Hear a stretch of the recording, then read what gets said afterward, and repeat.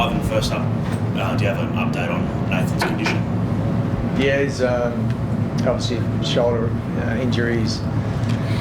He hurt it in the pre-season and had some trouble with it early in the year, and then throughout the hamstring sort of issues, he's sort of got on top of it, and it's just it's a reoccurrence tonight. What is it specifically? Like, is it dislocation or just a ligament thing? I'm not sure. How concerned are you that it could be long-term, short-term? What are you thinking, or what's the early diagnosis? Yeah, well, concerned. It's bad enough for him to come off. So, we'll organise the scans tomorrow, and then until we get those, then we'll be in a better position to see our way forward. But it's obviously concerned. Yeah. There's footage of you and him talking in the shed. I know. Can you sort of enlighten us what he actually had to say? Like you said, he never comes off. Nathan, very rarely. He just sort of explained how he felt, sort of what happened as best he could. I was just checking in on him more than anything. How was he? Obviously, physically aside, how was he? Because I can imagine he'd be pretty upset about the situation. He's in better shape than he was when he did his hammy, so hopefully that's good news. But he's what he did. It's just one of those years, I think. How confident are you that you could continue this form even if Nathan's out for the next couple of weeks, potentially in the finals? Well, it's not a nice thing. We've had to sort of be obviously playing games without Nathan for sort of the big chunks of the year just because of his hammy. So I think that should give us confidence that we know that we can do it. Obviously, have to change a little bit, but I thought Romy over that period of time has been really good for us too. So it means that there's obviously going to have to be individuals that step up, and it certainly hasn't been new this season, I don't think. You mentioned the confidence there. How confident are you that Nathan can be diligent with that recovery? Because like you say, he has had injuries like this, and particularly a shoulder in the past as well. He's the most diligent man I know. So in terms of that, the confidence will be sky high with it. He'll tick every box for sure. How do you feel Romy has grown and developed in that private playmaking role this year with Nathan? Yeah, I think you've probably seen it yourself. Just extremely confident. I felt like he took that into the Origin arena as well, where I feel like he proved a lot of people wrong in that arena. But confidence is really high, and I feel like there's been periods there, like I touched on the long periods where he's obviously had to do that. And I think obviously off the back of that helps your confidence knowing that you've done it as well. So I've got all the faith in him, and like I touched on, just have to be other individuals around that help and grow their game too, which is exciting. What impact does it have on the team and the players when you just see one of your leaders go down like that? For me, he's the best player in the game. So any time he's on the field, it feels it grows everyone in confidence. But at the same time, we're a team that's next man up attitude, and we've prided ourselves on that over a long period of time now, and that won't be any different in this case. Do you feel everyone got a little bit deflated on the field when he went off? You hold your breath. Just obviously, he's your leader and your captain out there, and he doesn't stay down if there's not something wrong there. So obviously it was.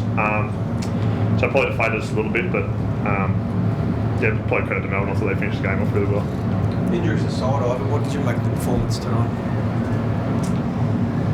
There was a lot to like, and there's a lot to, well, not a lot.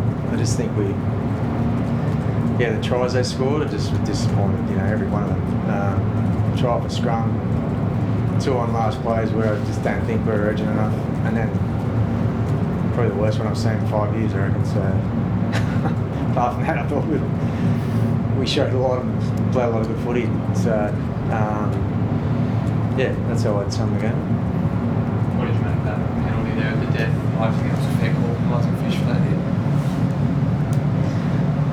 Maybe.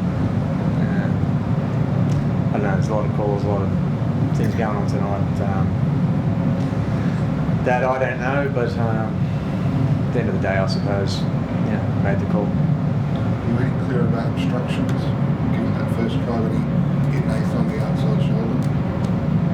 Yeah, but I think not unlike last week in the Parramatta game, Tags sort of bit in on the lead run and they got down on the outside. So I always thought if you make a bad defensive read on the outside, it doesn't matter what's happening on the inside. That used to be a rule. I don't know if it still is, but I was comfortable with that. What did you make of the bloke next to you tonight? I felt like one of his best games of the year, and particularly I guess important if you are going to be without Nate's leadership for maybe a couple of weeks. Yeah, well, it's hard to go which games of Yo's are good or not, because they're all good. And the difference between his best and his worst is very little. So it was outstanding tonight, and it has been all year and for many years. It's fitting it becomes the second most long-serving Panther tonight. Just the players on that list, in that top 5. It's not going to be long before he passes them, and he just embodies everything that we are in this club. So happy to have him here. Last week you came into the press conference and said how good is footy with a big smile on your face. How do you deal with the roller coaster emotionally? Yeah, that's what it is. That's what you sign up for. That's why we love it. We'll dust ourselves off, sort of get on to the next game, and that's what we'll do. What was the thinking with going with Dane Laurie ahead of Sania tonight? Just thought it was the best thing for the team this week. Something for next week? You just take it week by week? What's that? Dane Laurie to what's best for the team? Yeah, exactly. Thanks, guys. Thanks, guys. This year, NRL on 9 is your one-stop shop for all footy. That's right, Freddie. Not about the highlights, action, 7 days a week. Billy and Gus podcast, get that on your drive on the way home. Immortal Behaviour, grab a seat on the couch for that. And of course, my favourite, Freddie in the Eight. The best footy brains, the biggest games. Don't trust the algorithm, subscribe to NRL on 9 and get all your entertainment there.